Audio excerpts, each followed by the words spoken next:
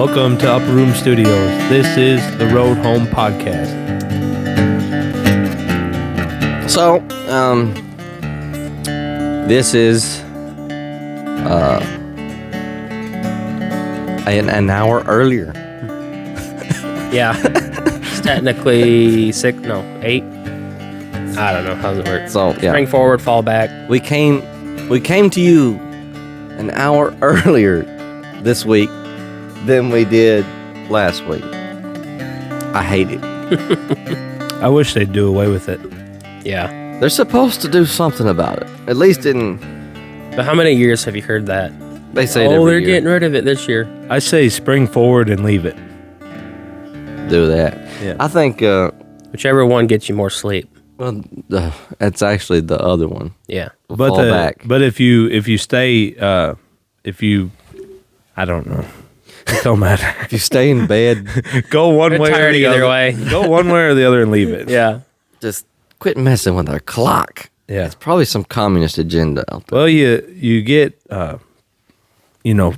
adjusted, Yeah. and then by the time you get it good and adjusted, then you switch it again. Yeah. Then you got to try to readjust. Yeah. And you never do, really. No. It's okay. And so this morning you probably saw us come a little earlier because your time has changed. You're probably groggy like we are too. So we'll keep you in our prayers and you keep us in yours when you pray. So, but today we'd like to enter into a thought. What makes us laugh? Try humor. Dry humor. Jed said dry humor. I'm not so sure it's dry. I think it tends to be on the dark side. But whatever. Funny things are good. It's good to laugh. It's good to laugh. I like to laugh. In fact, our scripture here, Proverbs 17:22 says, "A merry heart doeth good like a medicine, but a broken spirit drieth the bones."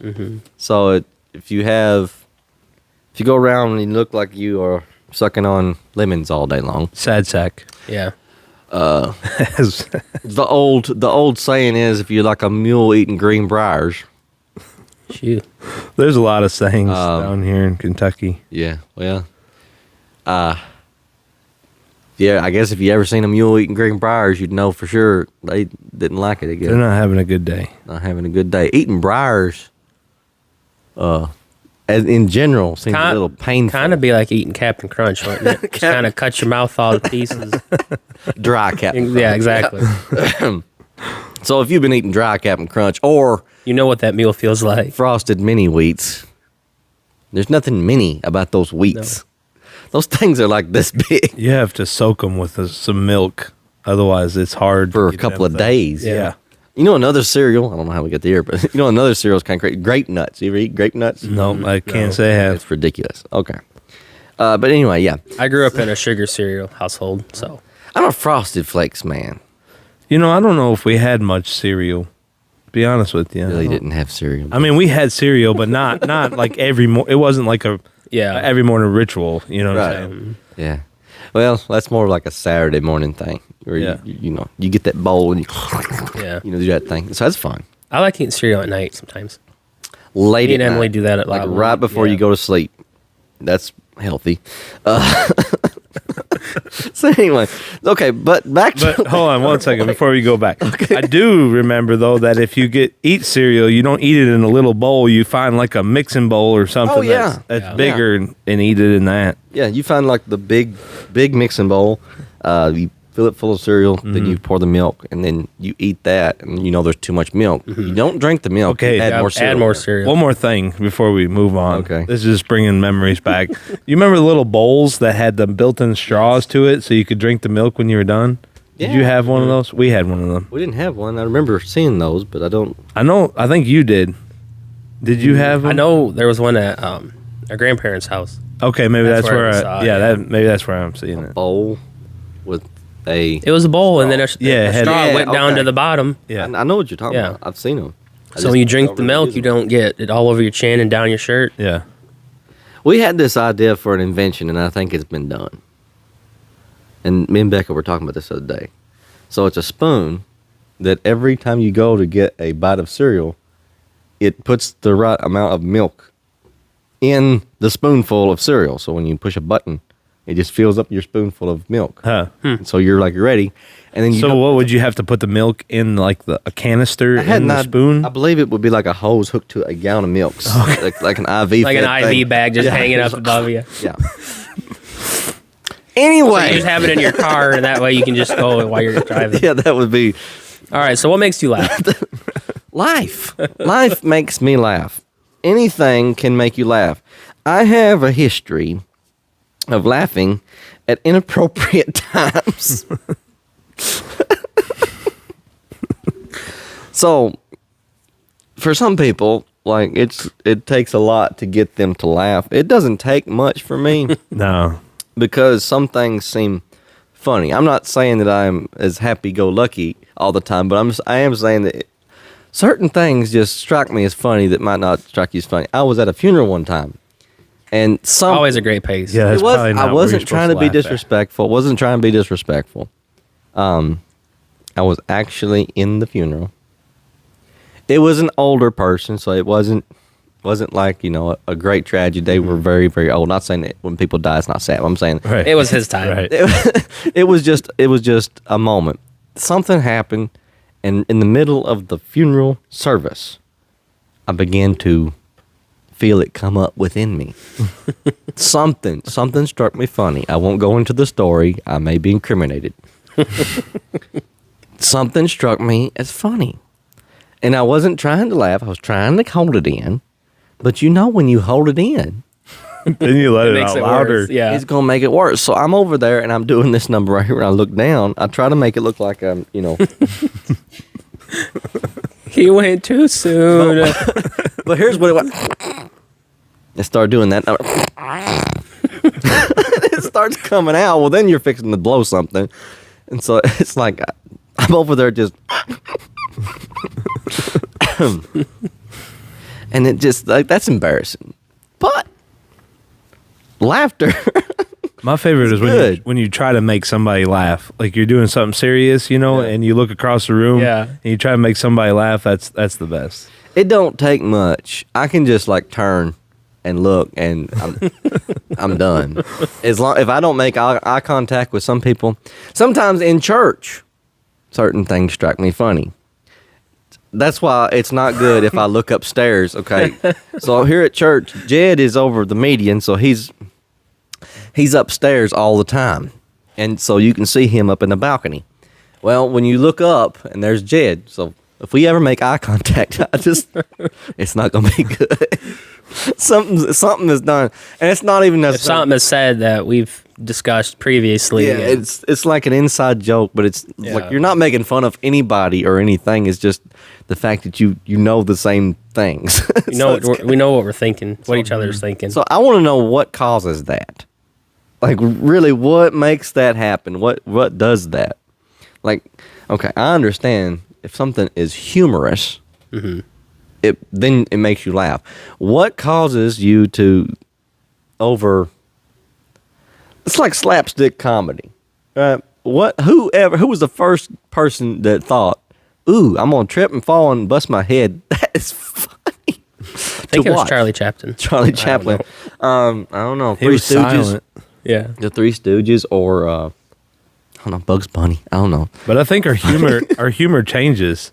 I think it Because- is. Too. I don't Because- know. Mine's I've No, had what some I'm saying years, is so- over time. I'm saying like back then people thought Charlie Chaplin was Oh, funny, yeah. and like the Three Stooges, and now like I don't know, some of it's funny, but it's not like real. Like people are adjusting to the humor. Yeah. You got to be Yeah. funnier. It's got to as be time more. goes on. It's like a drug. You got to have more. Yeah. Yeah. It's got to be more powerful. It's Yep. gotta- Yep. One of our favorite comedians is Tim Hawkins. Yeah. No, he's funny all the time. He's funny. Like one of he's funny all just the funny. time. And he does those We quote songs him a lot. way too much. Yeah. So he does one of those what do you call it? Parodies. And it's pretty funny. He does one on the homeschool family, which is kind of funny. So I think one of the keys to humor is if you find some reality within it. Mm-hmm. You find truth within it.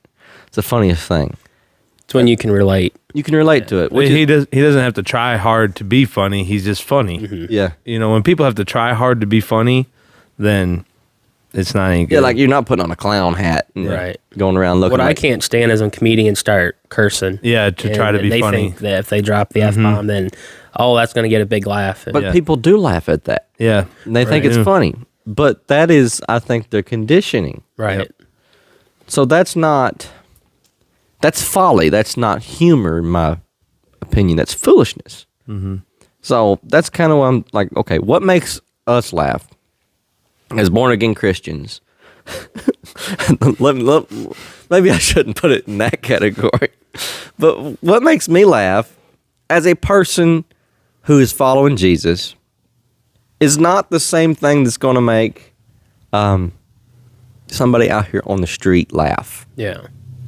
Like, I have certain things that I know is funny, but if I hear somebody else laughing at something that's like, that don't make no sense. Mm. You hear some of these secular comedians or nasty, raunchy people. I don't listen to them, but that's, they talk about things that are not appropriate. They're ungodly and sometimes blasphemous, and they get these huge roars of laughter. And people say, oh, look, they're great. They're great at what they do. And they get all kinds of accolades, and people, they get fame from doing the perverse, the ungodly. But people are laughing. Mm-hmm. Okay. That's why you got a lot of movies that the bad movies are the funny movies. Mm-hmm. Yeah. So Some of the worst ungodly content is found within what we would call the comedy genre. comedy, yeah, that's Yeah. what I was gonna say. Yeah, and it's not what we should be laughing at Right. or laughing to, I should say. Okay, so here is where I want to go back to. Proverbs 17:22 says, "A merry heart doeth good like a medicine." Right? A merry heart doeth good like a medicine, but a broken spirit drieth the bones. Now, here's the thing about Proverbs, and I was thinking about this the other day. Proverbs and the book of Ecclesiastes. And it has a lot of wisdom in it, and it has a lot of questions, and there's a lot of things in there that when you put it in light of the other scriptures, even like the New Testament and other portions of the Old Testament, when you put it in light of that, it kind of makes more sense. So when I read, "A merry heart doeth good like a medicine, but a broken spirit drieth the bones," I also am confronted with another scripture which says to me that he is near to a broken heart and a contrite spirit, which means that they are low and meek and humble, and they are sad, they're broken. If you go into many other portions of the book of Proverbs, it says it's better to cry. Jesus in the New Testament even says, "Blessed are they that mourn, for they shall be comforted." And so there's not always a good connotation with laughter. And so laughter is good, but it's not always looked upon in the best way in the scriptures. So one scripture I'd like to go to, Ephesians 5, and I'll show you what I'm talking about here. Because what we would view as, oh, that's good, God doesn't always view it as good. And I'm going to maybe contrast this a little bit. Ephesians 5 and verse 4 says, well, verse 3 starts it out good. It says, "But fornication and all uncleanness and covetousness, let it not be once named among you as becometh saints." Should not be a part of the saints, what he's saying. "Neither filthiness, nor foolish talking, nor jesting." Now, jesting is joking. Okay? Jesting is joking, which are not convenient. So it's like, the word convenient is used a lot of times in our King James Bible to, what it means is that's unnecessary. Mm-hmm. that's out of line. So if it's convenient, that's like, oh, I need that. This is here. This is good. But he says here that jesting, which are not convenient, it's unnecessary, okay? But rather giving of thanks. So he goes on to talk about a lot of foolishness that we shouldn't be part of. Jesting, which is not convenient. So jesting, which is not convenient, I don't even put it in the same category as humor, okay? So if I am joking at the expense of somebody else's problems, that is me not having compassion. I'm taking from somebody at the expense of their pain to make myself feel good for a moment. Mm-hmm. So if I make fun of somebody for their appearance or their shortcomings or their faults, and I say, oh, look at them. Mm-hmm. They're this. And so I label them and I call them these things and I say, oh, this is a fool and this is funny. And I think that's funny, which I think a lot of people who think they're being funny because they have brokenness in their life. Yeah. They are not, they're not viewing humor in its proper function. It almost makes them feel better that they're making fun of somebody. Yes. It makes them feel like they're above them, standing above them, when they down on them. When they pick at people. Right. And that's not Christian. Mm-hmm. That's not good. Now there is, to say this, like, God knows we're human. Mm-hmm. So he also knows that there's going to be times where you're going to find some things snickerable. Yeah. You're gonna like, okay, like me at a funeral. I wasn't laughing at a dead person, okay? I wasn't laughing at the person who had died. I was laughing at the circumstance which I was in. I cannot disclose the information this moment, but it was funny. So sometimes you'll never get into the head of the person who's laughing, which is a lot of times what I think goes on when people are hurting, and sometimes they cover it up with what you perceive to be funny or joking or some kind of jesting, some kind of funny.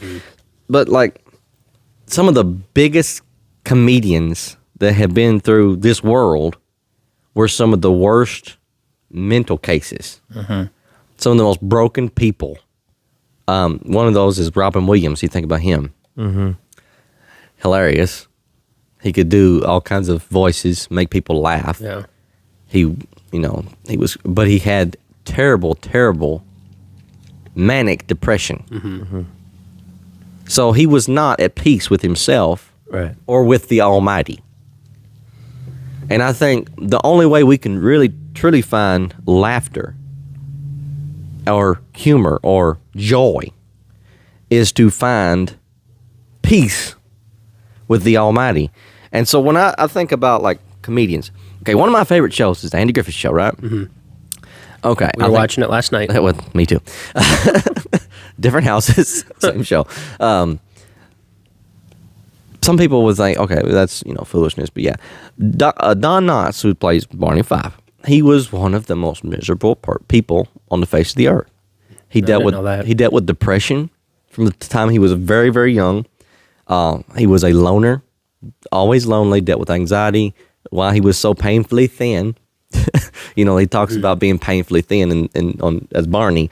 Yeah. He says he was just like his mother. They were all thin. The Fifes were all thin. But anyway, so all that's funny to me. But the fact is he had horrible mental problems, spiritual problems. Mental problems are spiritual problems a lot of times. So he had this issue, and it was due to his upbringing, his family life, and the same goes for Robin Williams, and the same goes for a lot of other comedians who have been through many bad situations, but yet they find a exit to go find a place where they're accepted, which is getting other people to laugh. Yeah. You'll find that they don't laugh themselves. They try to make other people laugh. So they gain something from that. And that's a place you can fall into where you are trying to gain something from somebody. for your own, to meet your own needs when you're not sharing it with other people. So the funniest things that makes me laugh is when other people are laughing with me at something, which is like an inside joke. You know, it's like I do this with my little brothers all the time. It doesn't matter. Now they get to going goofy, and I've got something that's wrong with me. I get to going way more goofy than them. So they'll start on something, and then I'll fall right in, which can lead me down a path of major stupidity. But it's funny. It makes me laugh because it's something you share, not something that is perverted or ungodly or that compromises your faith in any way, but it is wholesome and it's good and it's just, what becometh youth. So, and I love it when kids laugh because their laugh is pure. Their humor is pure, and they'll laugh at simple things, which is great. And that's one of the reasons I like to do, you do like funny voices, or you do, puppets or stuff like that. And because they find humor in the simplest thing. Like, who doesn't love making a baby laugh? So both of y'all have got babies, and I love seeing them smile or giggle and it's like, there's something so pure about that because they're not laughing at anything that would be derogatory. They find something that gives them a pure happiness, a dopamine hit, if you will, from a pure place. You know what I'm saying? There's nothing at the expense of somebody. There's nothing that is not perverted in any way. And I don't mean that in a maybe the way you would perceive that. It's pure. It is just pure. And that is what I think we need in our lives more than ever in this day and time we live in. The days are dark, days are evil. We talk about redeeming the time. I think part of that redeeming this time that we live in is finding humor and laughter and an opportunity to laugh, a place to let our heart be merry in the dark times, in the times when when things are not going the best, that among ourselves we find something that our spirits are lifted. Because a broken spirit does dry the bones, but he is near to the brokenhearted. Yeah. He's near to us. So we need to take the opportunity. Now, I think some things are just by nature funny, right? So if you see, a dog, you see a dog, he's walking down the road, and he's got 3 legs, 1 eye, his tail is missing, and his name is Lucky. That is funny. Yeah. Like, that is fun. Now, that's maybe at the expense of a dog, but it's a dog. It's a dog. I feel like Jesus would laugh at certain things like that. I feel like Jesus, there's actually some places in the Bible where I think Jesus kind of gave a little bit of a pun. So one place is where he's given this whole parable about wheat and about corn, and he's talking about the harvest. And then when he comes down to the end of it, it's kind of like he gives a punchline. So he says, "He that hath an ear, let him hear." And he's talking about the corn. And I've always looked at that and like, ha! I wonder if he paused when he said that. What was if he paused, if he had that around, timing, and it just kept going. That would have been funny. But see, I think that we make God so Wizard of Oz-ish. Yeah. We make him the big voice behind the curtain. Yeah. When what he did was he wrapped himself in flesh. Yeah. And so if we read in Luke where Jesus wept over the death of Lazarus, do you not think that also that him and Lazarus had shared some laughter together at some point? Yeah. And his disciples, I'm sure they had some good times. I realized with all the heaviness they had in their life, there was persecution, there was stonings, there was all of this uproar. Do you not think that there was some point where there was some laughter? There had to be. Had to be.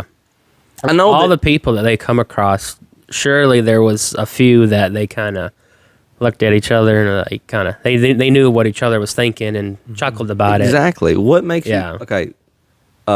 So they're walking through, going through Samaria, and Jesus says, "I gotta stop here by the well." And he's talking to the woman at the well, and then when his disciples went into town to buy meat, and so they come back, they got their meat, and then here they start talking to Jesus, and it's like, "Master, we got some meat. Like, what's going on here?" He said, "I got meat." It's like, where'd you get meat from? And I can just see like this whole. I don't know that you can add. You're not adding to the scriptures by saying that. Like when you perceive the way maybe their cadence was with each other. Yeah. That's why I like The Chosen, because it does show that. One of the funniest things in The Chosen, and this is completely extra biblical, but one of the funniest things in The Chosen is they are being put up in a house. All the disciples are being put in different houses in the town there where Jesus is preaching. And this one house, this guy says, my grandmother died in this room, so it's haunted. And so the character, Jesus, Jonathan Rumi there, he says, "Oh, I'll take that one." Which, okay, extra biblical. Right. But would not the King of Kings say, the Prince of Life say, "I don't care what happened in this room. I'm greater than that." Like, that's kind of, like, it's funny, but it's also true, like, truthful, I should say. That, yeah, God would go that way. He would do this. All of this to be saying, what makes me laugh is sometimes the odd things, the things that are good. I'll say another thing, and this gets a little supernatural. The joy of the Lord is our strength, right? Mm-hmm. When you laugh, it literally helps your body. Yeah. There was a story of a man who was diagnosed with stage 4 cancer. He went home.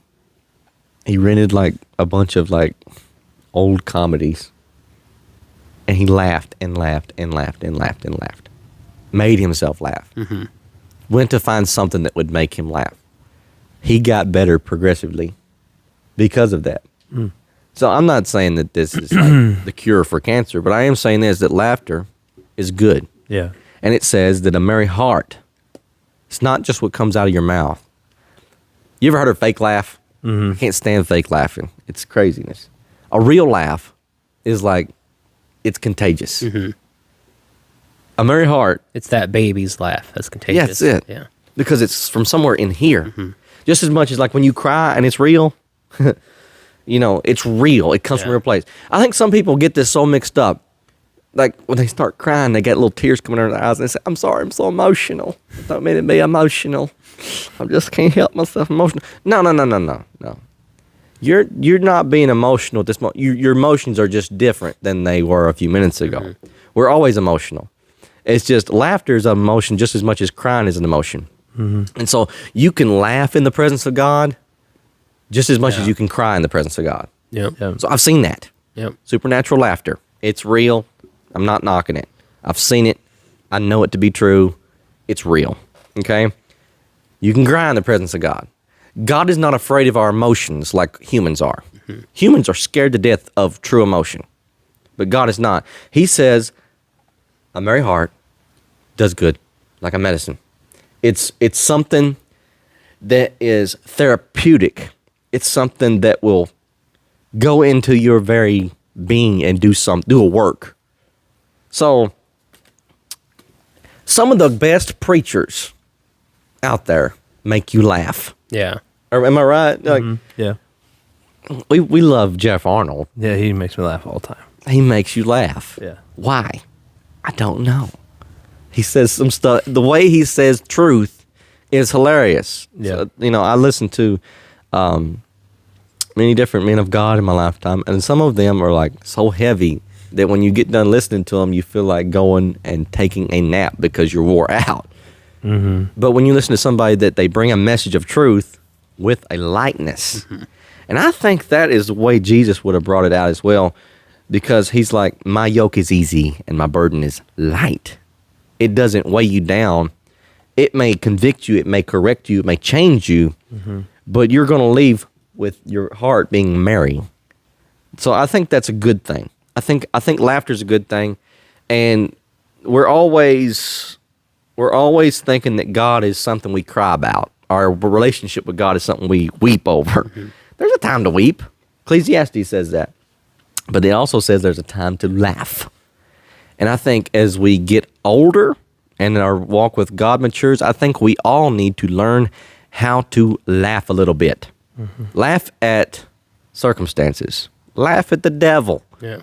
Because one day it says that we will see him who deceived the nations, and we'll laugh and we'll say, this little thing? Yeah. You know, because he's You were scared of that? Yeah. Like the things that go bump in the night, that's ridiculous, you know. Sometimes God gives us little things to laugh about. Because I think God has a sense of humor because he made us the way he made us. Yeah. He did not give you an emotion to avoid. This used to be, people would think completely laughing, like especially like in church or around the things of God, is a sin. Like it's a sin. Don't be laughing in church. I can tell you that the funniest things that have ever happened to me in my life have happened in church. Yeah. And some of them while I was preaching. So I'll tell you this story, then we got to go. So I was preaching at a church, and I had my Bible out, and I was going through the scriptures, and I was reading, and it had one of those moments. It was silent. You know how it gets. Sometimes it was silent. Sure. It was awkward. It was silent. Then all of a sudden, I hear this sound. Okay. Now, if you grew up in church, if you are one of these people who's had a lot of end-time teaching in your life, and you know about the seven trumpets and the last trump and the rapture of the church, and you know about these things, we heard that sound. It sounded just like a trumpet. It was loud. It was ringing out, and the church was silent. We were all looking at each other, and I was the one preaching. I was the one standing there, and nobody's moving. So in my head, I'm thinking, man, this is either really going down right now. And everybody else was thinking the same thing. This is it. They're all doing this. They're all looking around. They're doing it. Like, that's it. And then somebody from the back said, oh, that's my phone. So I was thinking, okay, we are either not all ready or something's crazy going on here. So that was that was one of the funniest things that ever happened. Also, those, what do you call them, Freudian slips that happen sometimes can get you in a mess when you're a preacher. Some of the funniest things that ever happened are preaching Fiery things. darts. Yeah, don't get fiery darts mixed up. Don't let that Freudian slip happen. Use your brain there, okay? Yeah, we won't even say that, but I'll say probably the funniest time I could think of church was when in our old church, your dad was preaching, service was starting to wrap up, and all of a sudden insulation started falling from the ceiling. And I look up, and there's a raccoon paw hanging down, reaching stuff, and it was over then because everyone's looking up, and yeah, he just dismissed us, and we all went home. It was like, all right, well, church is over. Because it was like, Yeah, so like, did God do that to us? Probably. He could have like, here's one of my little creatures. He wants to come to church too.